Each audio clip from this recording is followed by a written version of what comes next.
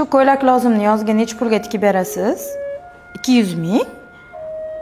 To'g'ri gapiring, 200 mingga ham ko'ylak lozim tiktiramanmi?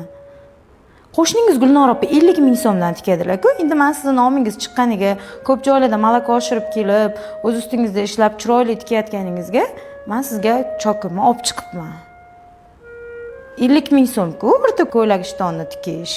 Menga narxi muhim emas, asosiysi sifat. Ya'ni shunaqangi tikingki, hamma qoyil qolsin.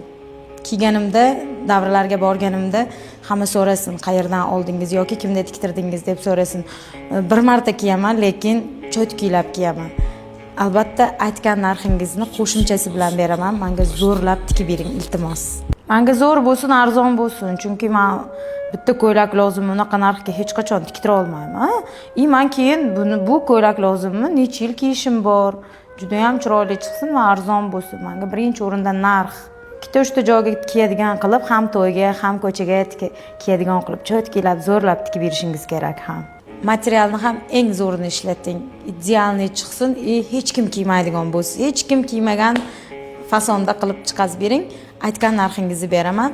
Zo'r tursam bo'ldi. Hammani oldida juda ham chiroyli tursam bo'ldi. Chunki gotovilarni hamma kiygan, lekin men bir dona bo'lmoqchiman.